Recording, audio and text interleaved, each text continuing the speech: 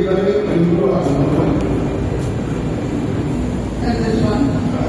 Le premier thème avait les différentes représentations du Saint-Esprit. Très bien, les différentes représentations du Saint-Esprit.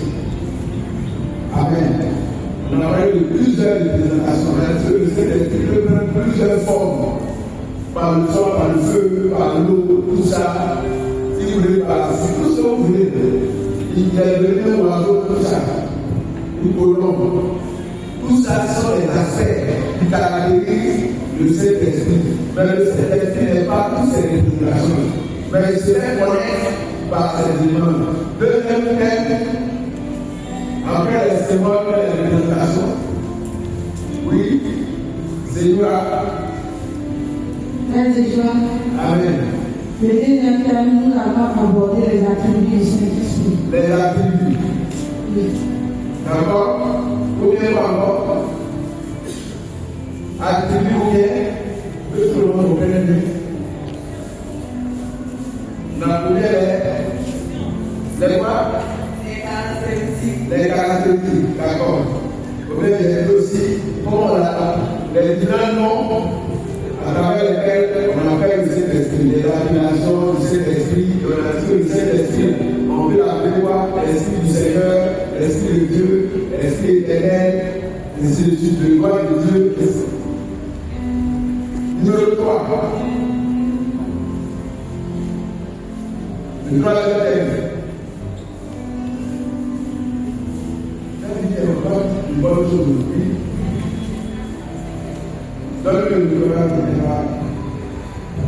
Les manifestations du Saint-Esprit.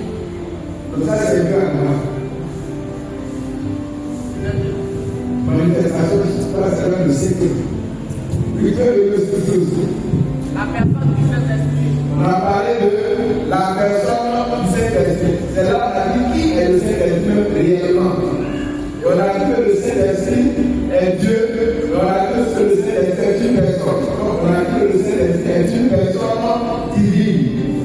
Et on a donné plusieurs attributs, plusieurs caractéristiques pour montrer qu'il est Dieu. On a dit qu'il est éternel, qu'il est omniscient, omniprésent, omnipotent. Dans sa nature, il est esprit. Il n'est pas fait de chair. Il est mort. Ensuite, numéro 4.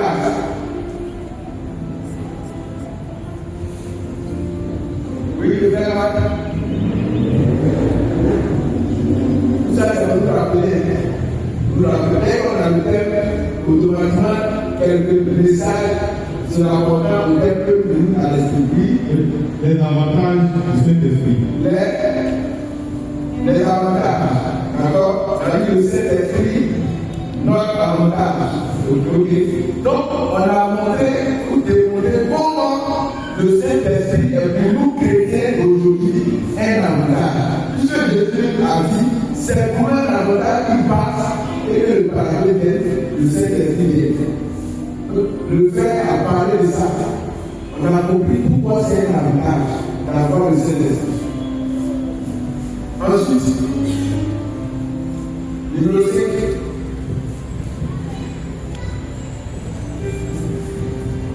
C'est là que on a la manifestation. C'est manifestation. On a parlé de ça en 3 étapes. Premier groupe de manifestation de cet esprit, on a parlé de 3 dont je crois bien ce jour-là. Il s'agissait de quoi? Lui, la prophétie et puis. Je vais voir. Dans le verset qui est avec les gens. Prophétie, parole à main, et puis parole de. D'accord. Deuxième groupe de manifestation. Je vais le faire de la prêcher. Je vais faire ça au petit. C'est les noms. Les noms de révélation des règles. Donc, oui, parole de sagesse. Voilà. Discernement des esprits. Ensuite, parole de connaissance. C'est ça? D'accord. Le troisième groupe de manifestation. Le frère doit savoir de ce ici. Les dons de puissance. Les dons de puissance, on en a 3 avec elle. Donc les guérisons,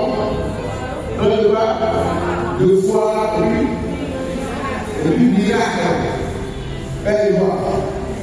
Et puis après on a parlé après les manifestations, je crois que le dimanche passé, on a parlé de quoi? Le dimanche 17, je crois bien.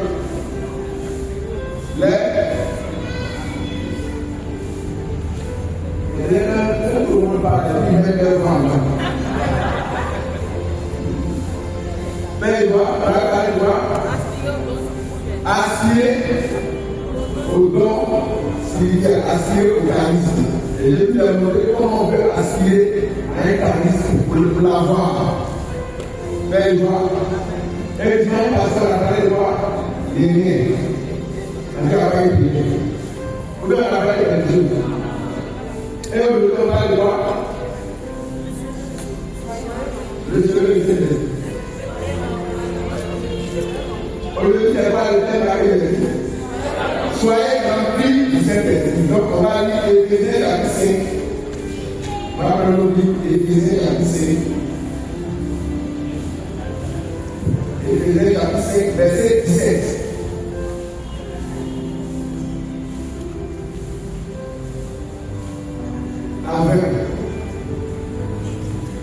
Éphésiens chapitre 5, verset 17 à 20.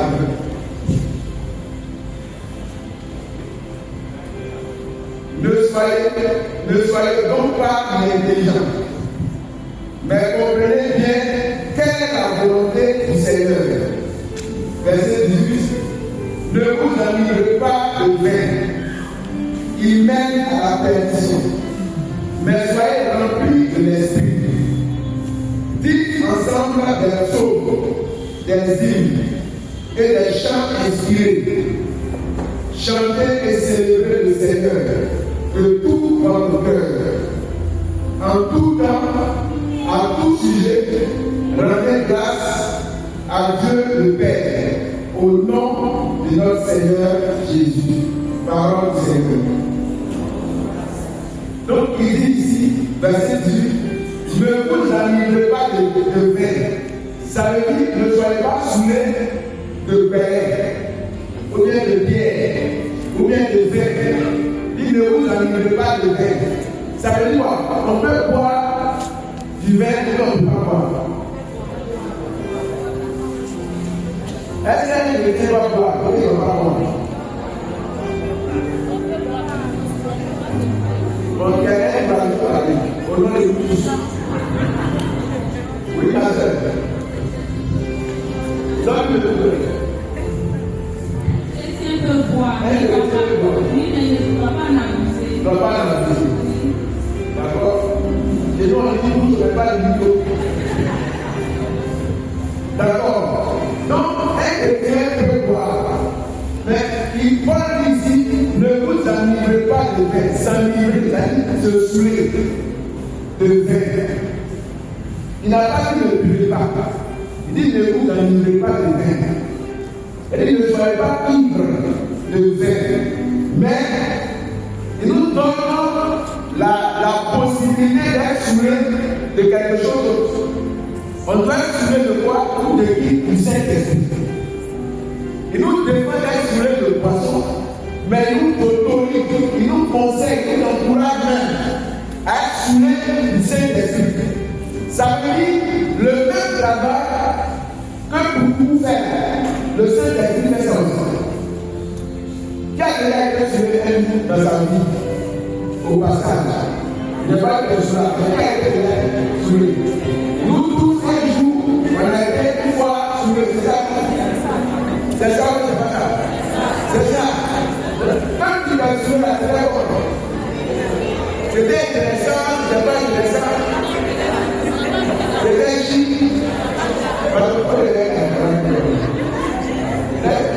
On dit que ne pas vous enlever les mains. Comme ça. Donc, oui, c'est ça comment? Bizarre. D'accord, on va aller le les Saint-Esprit des Esprits. Faites voir. Donc, Paul dit de ne pas vous enlever, mais d'être rempli du Saint-Esprit. d'être rempli du Saint-Esprit. Donc, soyez rempli du Saint-Esprit. Je vous ai deux choses là. Première chose, pourquoi on doit être rempli du Saint-Esprit? Deuxièmement, comment être rempli du Saint-Esprit? Veillez voir. Donc, si vous dites d'être rempli du Saint-Esprit, c'est qu'il y a un message derrière, c'est qu'il y a un avantage qui nous a pas dit. Pourquoi on doit être rempli du Saint-Esprit? Pourquoi? Donc, être rempli du Saint-Esprit, c'est important, c'est capital, c'est nécessaire. Un chrétien qui n'est pas rempli du Saint-Esprit, c'est un échec pour sa vie chrétienne. Tu as besoin de toujours être rempli du Saint-Esprit. Fais des joie. Alors, dis-moi, avant qu'on me pose, pourquoi on va manger? Ou bien pourquoi on doit manger?